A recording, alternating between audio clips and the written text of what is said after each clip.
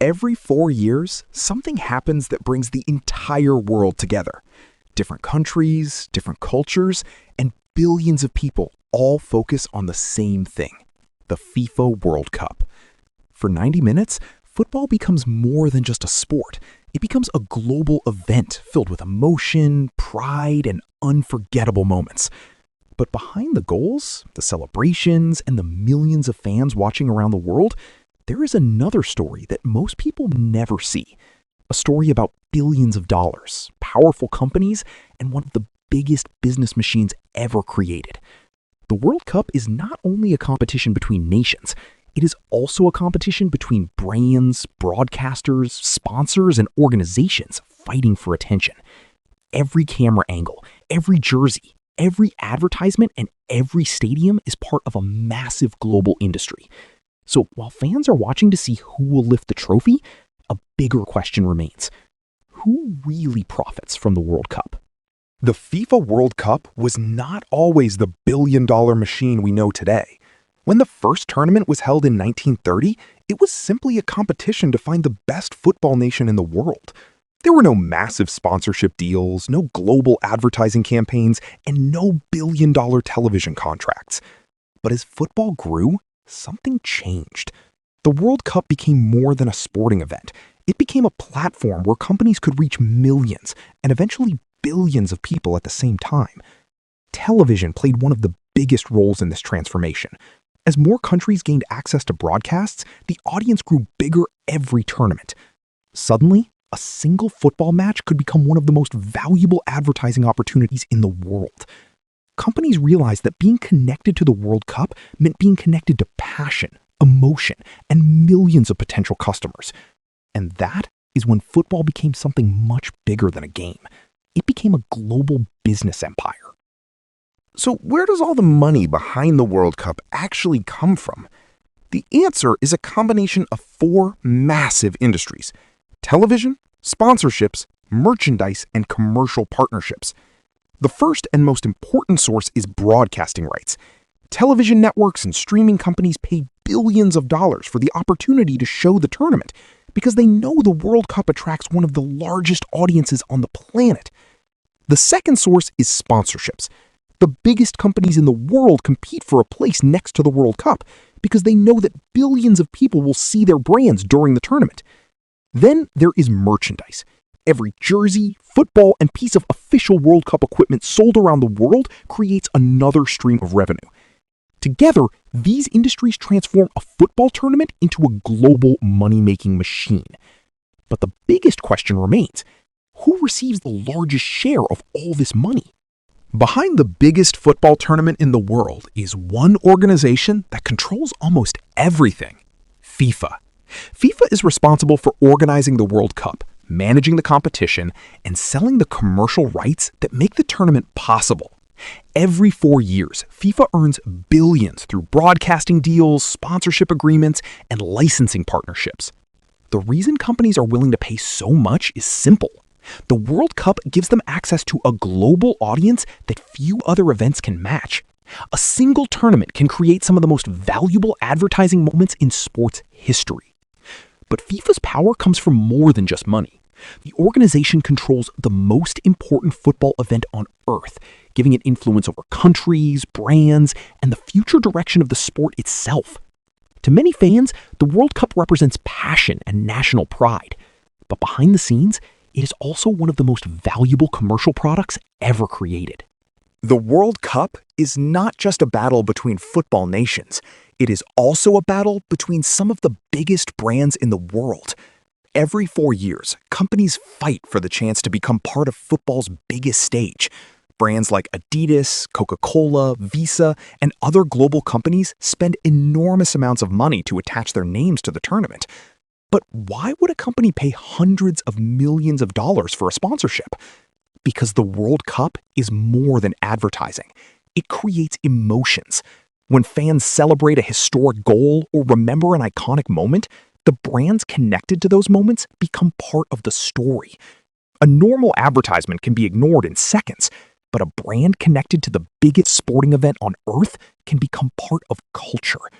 That is why companies are willing to spend unbelievable amounts of money just to be seen during the World Cup.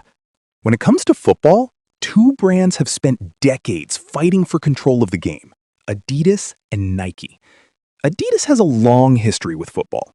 The German company became one of the first brands to understand the power of football culture, creating iconic boots, jerseys, and partnerships with some of the biggest teams and tournaments in history. But then, Nike entered the game. Originally known for running shoes, Nike saw football as one of the biggest opportunities in sports. Instead of just selling products, they focused on creating stories around athletes, emotions, and identity. By signing legendary players and investing heavily in clubs and national teams, Nike transformed itself into a football giant. Today, the battle between Adidas and Nike is about much more than shoes and shirts. It is a fight for influence, culture, and the attention of billions of football fans around the world. For many countries, hosting the World Cup is seen as a once-in-a-lifetime opportunity. It brings global attention, millions of visitors, and the chance to show the world their culture. But behind the excitement, there is a much more complicated reality. Hosting the tournament requires enormous investments. Countries often spend billions building new stadiums, improving transportation, and creating infrastructure for millions of visitors.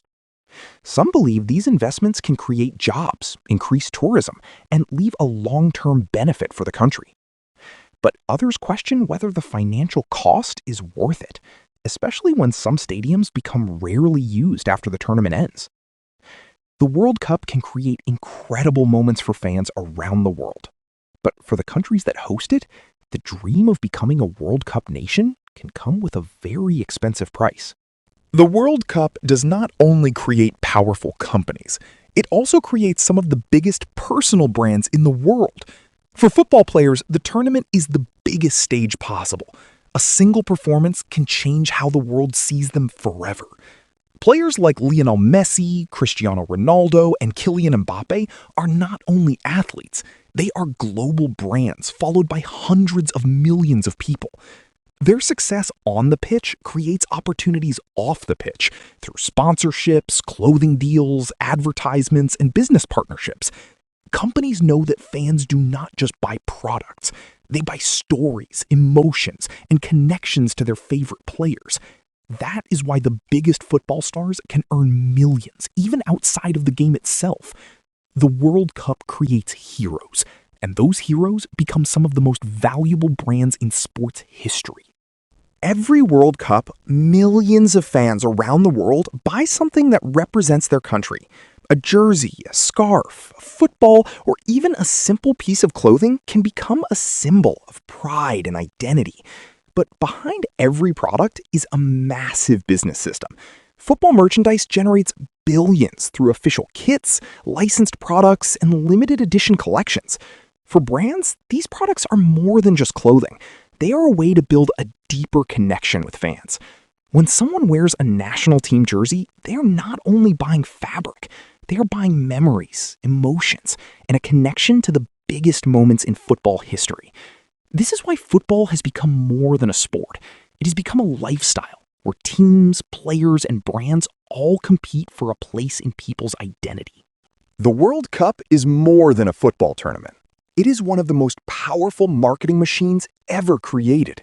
For brands, few moments in the world can create the same level of attention and emotion. A company can spend millions on an advertisement, but being connected to a historic World Cup moment can create something much more valuable: a memory. People remember the boots worn during a legendary goal. They remember the jersey from a famous victory. They remember the brands that were there when history was made. This emotional connection is what makes the World Cup so powerful for businesses. It turns products into symbols, players into icons, and moments into opportunities worth billions of dollars. Behind every match is a global marketing battle, where brands compete not only for sales, but for a place in football history. So, who really wins the World Cup? After everything we have seen, one question remains. Who really wins the World Cup? Of course, there is the team that lifts the trophy, the players who create history, the fans who experience unforgettable moments. But behind the scenes, the winners are often much bigger than just the teams on the field. FIFA earns money through broadcasting rights, sponsorships, and commercial deals. Brands gain global exposure and stronger connections with billions of consumers. Companies turn football moments into business opportunities. Even the players themselves become more valuable through the attention created by the tournament. The World Cup is a celebration of football, but it is also a powerful global economy where every goal, every jersey, and every advertisement has value. The game may last 90 minutes, but the business behind it continues long after the final whistle. The FIFA World Cup is one of the few events that can unite the entire planet. For fans, it is about passion, pride, and unforgettable memories. But behind the emotion is a powerful business system built over decades. From billion-dollar broadcasting deals to global sponsorships, from iconic players to the brands fighting for attention, the World Cup has become much more than a football tournament. It is a symbol of how sports, culture, and business can come together to create something larger than the game itself. Because in the end, the World Cup is not only about who wins on the field, it is also about the companies, organizations, and people who understand the power of football around the world. The trophy may only be lifted by one team, but the business behind the World Cup creates winners everywhere.